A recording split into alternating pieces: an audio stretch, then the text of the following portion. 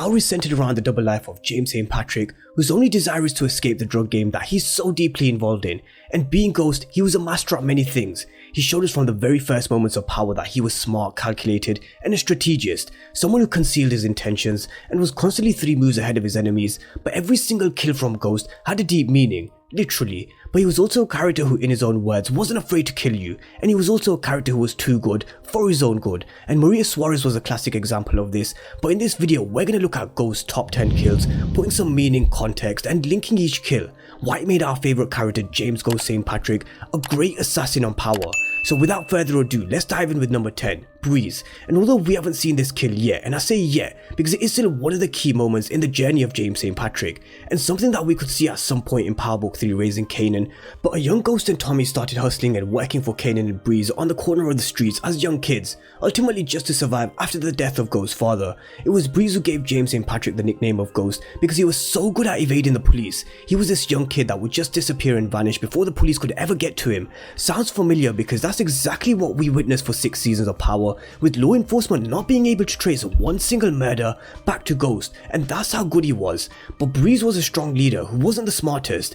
He had a set routine of watching Jeopardy every evening at 7 PM in this apartment where Ghost shot him in the back of the head.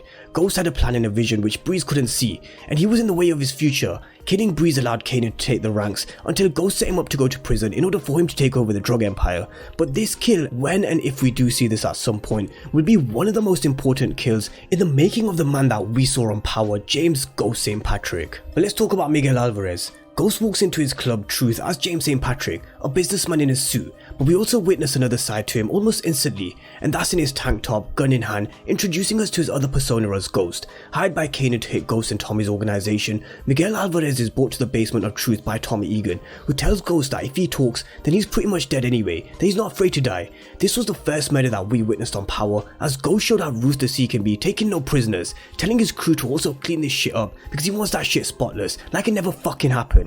And at that moment we were introduced to the man behind James St. Patrick and his other persona as Ghost, the boss. But number 8, Drifty and Vladimir. James St. Patrick, who no longer wanted his persona as Ghost, wanted out of the drug game, and the only way to do that was to get rid of everybody who knew him as Ghost. Proctor, who was one of Ghost's trusted and loyal men, told Ghost for him to even have a chance of going legit, he'd have to kill everybody who knows him as Ghost, leaving him no choice but to kill Drifty and Vladimir, and leaving the La Araña cards, making them look like kills from the Jimenez cartel. But he also sent Ruiz away, and these kills showed both his sides that we saw with the Miguel Alvarez kill, his ruthless side and his merciful side. His ruthlessness that if someone was in the way of his future, he's willing to do anything, just like how he did with Breeze and killing Drifty and Vladimir. His merciful side, how he's let Maria Suarez go, and the same was done with Ruiz, and ultimately it was Ghost's mercy that was his own downfall. But number 7, Dylan Shin. Ghost goes into season 3 as a legit businessman, leaving Tommy to be the sole distributor and him trying to build the business back which Ghost destroyed at the end of season 2. Tommy recruits Shin as one of his primeras, but it's Shin's son Dylan who attempts to assassinate Tommy after the humiliation he faced with his father after cutting Tommy's product.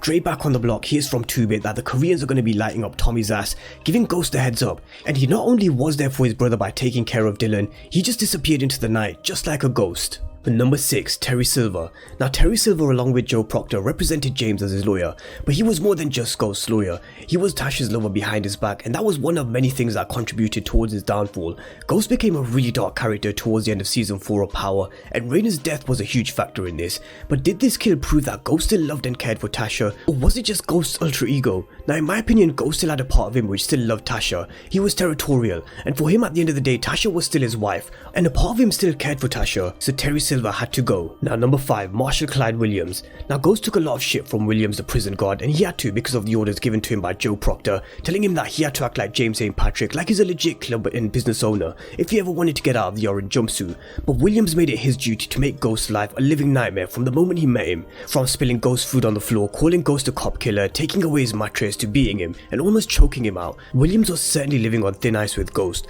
Now Ghost had to suck it up and take it, but with the help of Proctor has Williams transferred to another facility. But here's where the turning point came from Ghost. The moment he spoke about Tasha, this is where Ghost broke his own rule of never killing law enforcement, crushing Williams' head with a plate, and with the help of Teresi planting the murder on Biscuit. 2 kills which were Terry Silva and Marshal Clyde Williams, which showed that part of Ghost still had some love for Tasha, and even to the point where he broke his own rule of never killing law enforcement. Number 4, Jason Mitchell.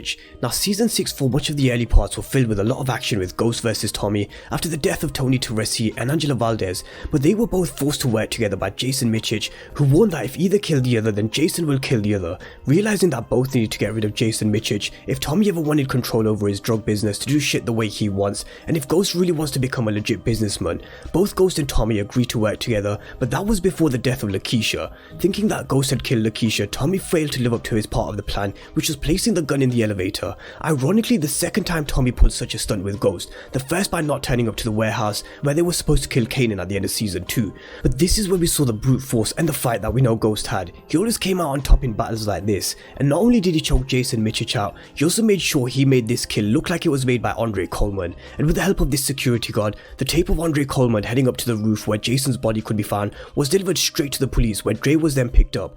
Ghost was always 3 moves ahead. But number 3, Milan. This was probably one of the very few moments that we saw Ghost somewhat flustered during power. It didn't happen often, but after successfully eliminating Felipe Lobos, this created a whole new problem for Ghost. The man he had to protect him, Dean, was actually Milan, and he took full control over Ghost, the club, Tommy, practically every aspect of Ghost's life, and making him a slave. Ghost had no idea what to do, and this is where we really saw Tommy step up and take control over the situation. Ghost was used to creating plays behind Tommy's back because he always felt as if it was better to not let him in on certain situations that he was planning. But on this occasion he couldn't do this, especially when Tommy eliminated Ruiz. But for Tommy, he was always living life on the edge with Milan because he was so unpredictable, so he knew he had to get rid of Milan and take control. But if they were going to do this and kill Milan, then he was going to call the shots, and that was him gaining the trust of Milan while Ghost had his own ace up his sleeve, and that was having Dre and his crew around the corner of truth ready to isolate all of Milan's men, with Tasha taking care of Milan's girl. Both Ghost and Tommy killed Milan together, and Ghost was finally set free. Kind of. But number 2, Felipe Lobos. Now when you think of the name Ghost, this is something or someone you can't see. You can't see a ghost, and the spirit of Ghost always comes with a distinct ability to appear and disappear in certain situations, just like a ghost, but making sure his presence was felt, and this is the ability that James St. Patrick had, and this is the ability he used when he killed Felipe Lobos. Now Felipe Lobos ordered Tommy to kill Ghost, but realizing that they needed to work together to get rid of Lobos, Tommy and Ghost hatched a plan to break Lobos out of prison, which they executed to perfection. But it was James creating this ghost-like effect in season 3 of appearing to be at the hotel with Tasha, creating the perfect alibi but disappearing to kill Felipe Lobos. He in essence created this ghost-like effect with the illusion of being in 2 places at one time, and this was Ghost at his very best. But number 1, Roller. I'm your friend. This was arguably Ghost's most regrettable kill because he was too trusting in Kanan. Kanan wanted control over his organization, the success that Ghost built at the expense of Kanan, and he wanted it all back. He knew the only way to do this was to attack Ghost's organization while he was still inside. Taking out one of Ghost's trusted and loyal men in Roller was also key to his plan. Ghost was facing a real dilemma in season 1 as his organization was coming under fire, but one key mistake Ghost made was when he decided to trust Kanan. He decided to trust a man that he put away for 10 years. The conversation between Roller and Ghost was so powerful to say the least. Ghost knew it wasn't him behind the attacks, and Ghost telling Roller that he was giving him a chance to come clean was just him trying to justify it to himself in killing Roller. Yeah, she said that shit like you truly believe it. I do.